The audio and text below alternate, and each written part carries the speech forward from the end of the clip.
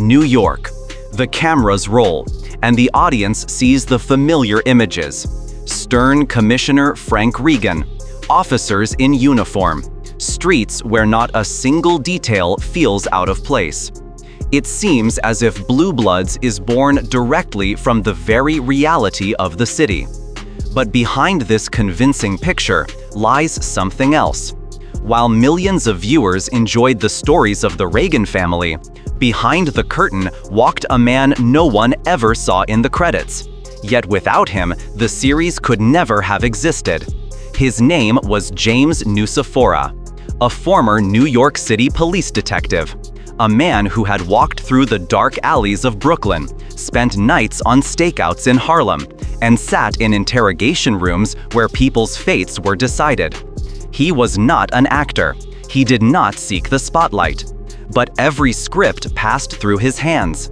And it was he who determined what lines would be spoken, how a police officer would button his jacket, what gesture he would make before an arrest, and what tone he would use to say the words, "You're under arrest." At first, the writers were surprised. They thought they knew what police work looked like. But Nucifora only smirked. His eyes seemed to say, "You have no idea what it means to stand in the rain at night when everything depends on a single second." He crossed out entire scenes, rewrote dialogue, and forbade actors from holding their weapons the wrong way. For the cast, he became a kind of invisible mentor. Their roles stopped being just performances. They began to live them. Donnie Wahlberg would later admit, "He taught me how to be Danny. Without Jim, the audience never would have believed in my investigations." But along with this came unease. The closer the show moved toward the reality of the NYPD, the stronger the cold shadow of the real New York could be felt. A city where every mistake could cost a life, where a single wrong movement could turn a scripted scene into dangerous truth. And the viewers, unaware of this, watched the screen and believed, yes, this is how it must be. But if they only knew how much blood and how many nightmares lay behind every corrected line of dialogue, every adjusted button on a uniform, their sense of comfortable drama would have shattered in an instant. The series began as entertainment, but thanks to one man, it became a mirror in which the real police were reflected. And from that moment on, the audience could no longer separate the performance from reality. Chapter 2: The Family Dinner That Changes Everything. Sunday. The camera glides across the table, set for a perfect family dinner. Chicken, fresh vegetables, golden rolls with a crisp crust. All the Reagans gather together to share news, crack jokes, and argue. For the viewer, this is a symbol of unity, the very heart of the series. But behind the studio doors, the picture looks very different. The shooting day begins early in the morning and ends late at night. A scene that lasts only a few minutes on screen stretches into long, exhausting hours. The actors pick up their forks again and again, cut into the meat, pretend to eat. The camera changes angles. The operator captures every glance, every gesture. Lines must sound effortless, as if spoken for the very first time. But by the 15th take, even the simplest phrase becomes a trial. And here emerges the secret side of the dinner, the actors' little tricks. Donnie Wahlberg admitted, he learned how to discreetly press food down with his fork so that it disappeared from the plate without ever reaching his mouth. Vanessa Ray pretends to spread butter on a roll, though in truth the knife is gliding across an empty surface. On screen, it looks natural, but in reality, it is a battle for survival during endless hours on set. Tom Selleck put it plainly, "These are some of the hardest scenes. We sit at that table all day, and the viewers think it all looks easy and cozy." Inside the actors grows a strange feeling. On one hand, they are creating magic that touches the hearts of millions. On the other, that very magic weighs heavily on them.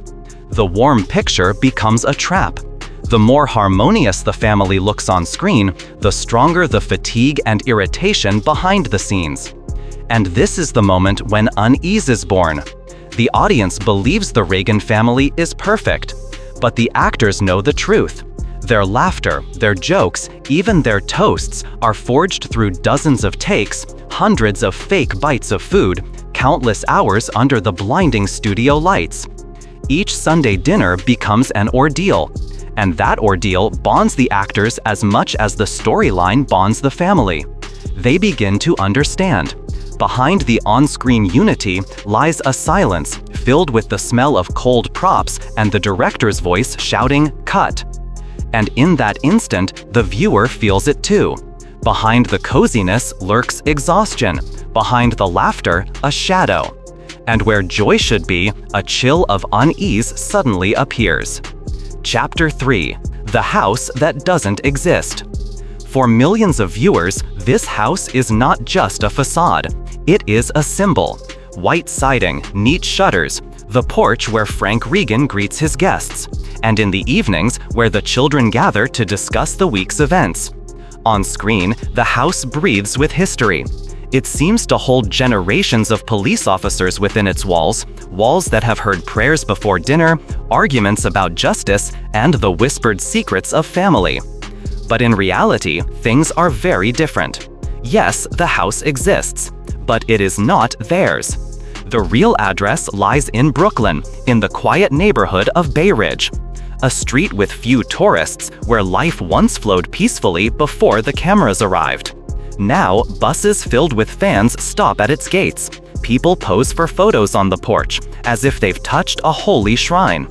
The real homeowners patiently close their doors and try not to pay attention. For them, it is simply a home, a place where the smell of coffee lingers in the evenings and children's backpacks are tossed carelessly by the entrance. But for viewers around the world, it has become a sacred temple of the Reagan family. Two realities overlap. One on television, filled with myth. The other, a real New York family living quietly behind those doors.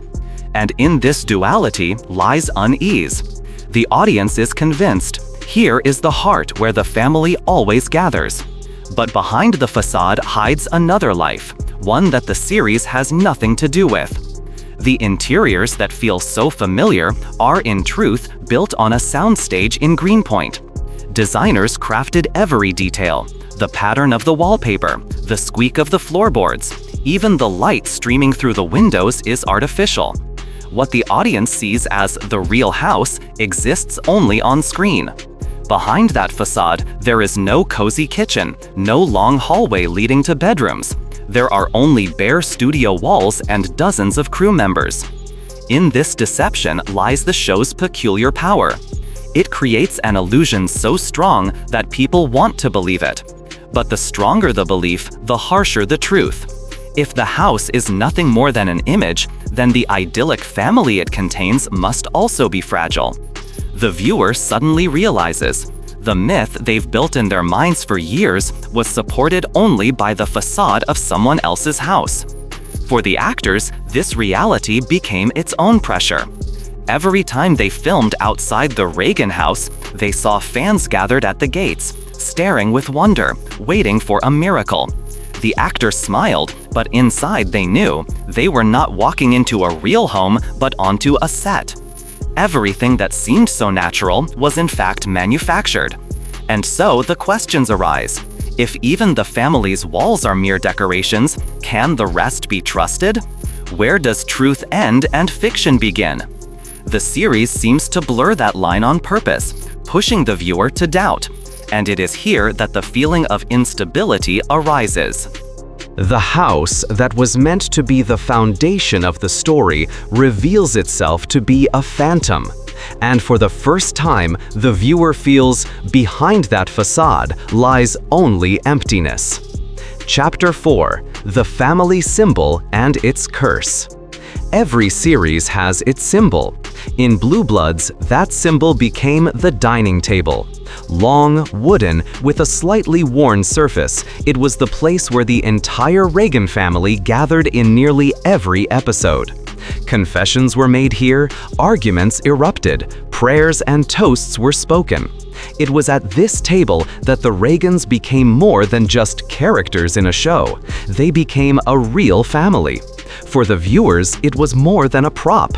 It embodied warmth, faith, and tradition.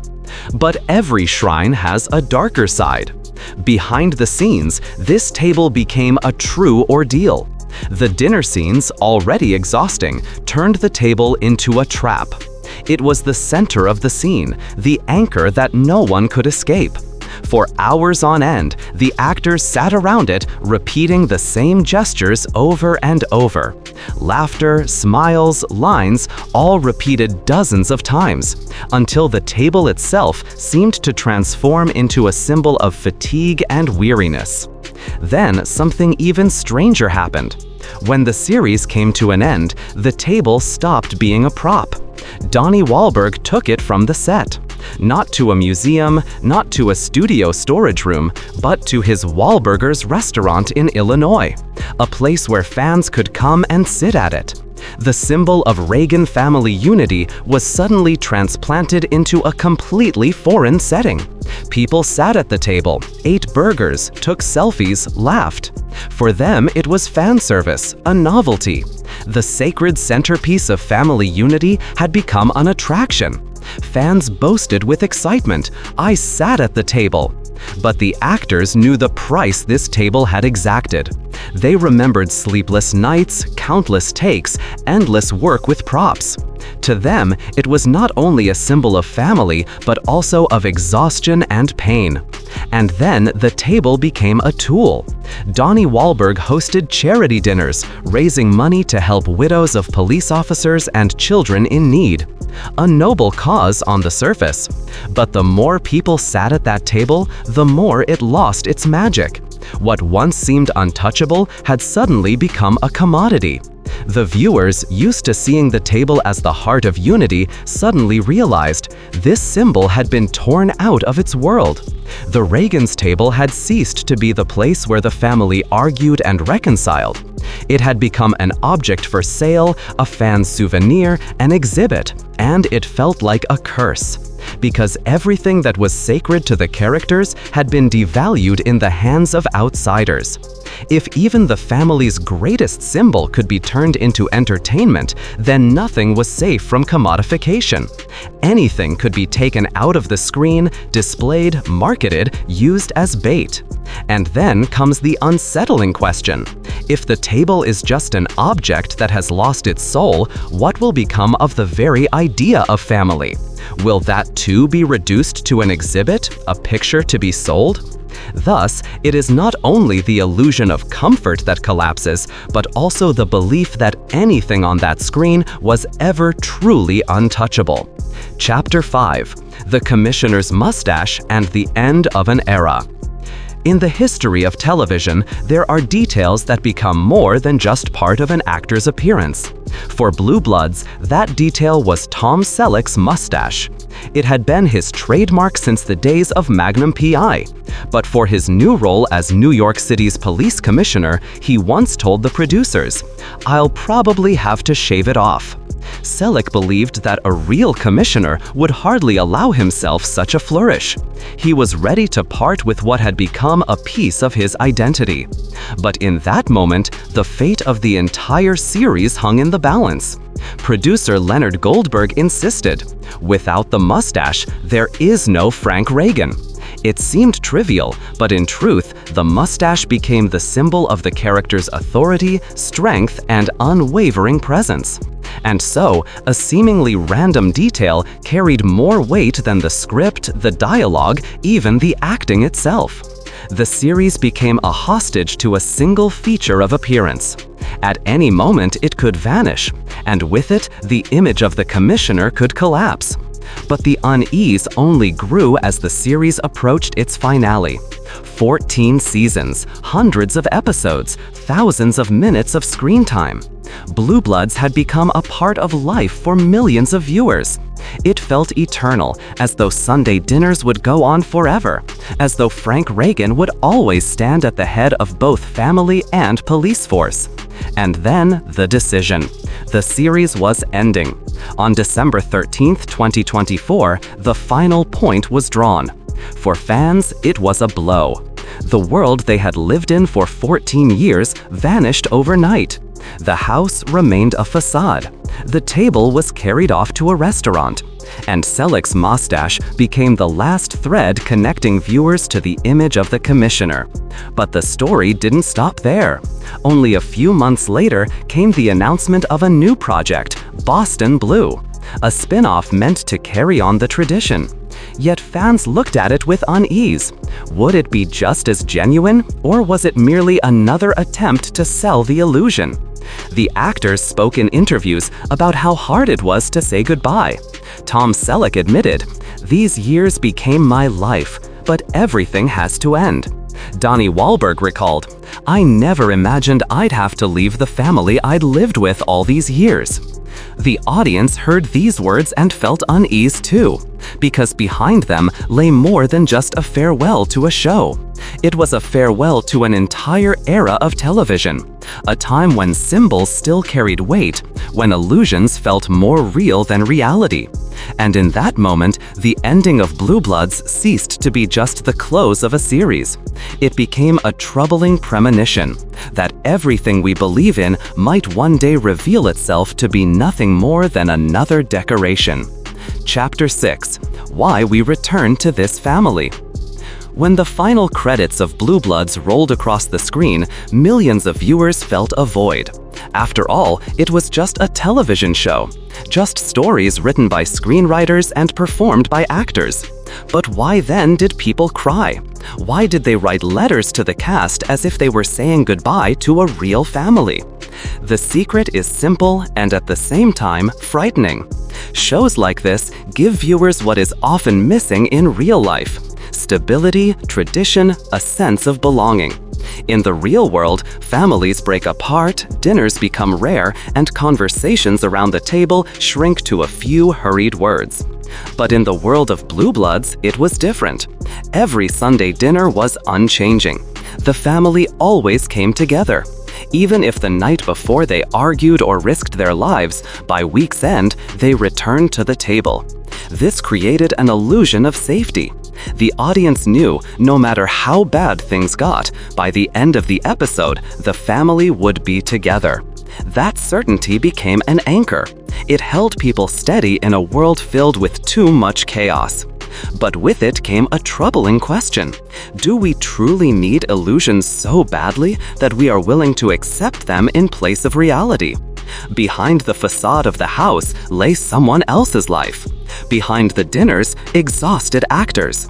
Behind the commissioner's image, a simple detail in the form of a mustache. It was all make-believe, but it worked. It replaced what many viewers lacked in their own families. Blue Bloods showed that a series can be more than entertainment. It became a mirror in which people saw not only a police drama, but their own dreams of stability and support. It became a place to return to after a hard day, a place where you were welcomed, where you were understood. And that is why stories like this become part of people's lives. They wait for them as they would for a meeting with friends. And investigations. Its true legacy is in the reminder that being together matters, even if that reminder was a fabrication, even if it cost the actors sleepless nights, endless takes, and facades with no real home behind them. For the viewers, it became more than just a series. It became a place they could return to. And perhaps that is why such stories will keep appearing again and again. Because people will always need a place where they feel part of something greater. Blue Bloods has ended, but the audience's need for family, for stability, for the belief that even in chaos there is a point of support, that need has not gone away. And perhaps that is why new stories await us. Stories that will once again be illusions, and once again become part of our lives.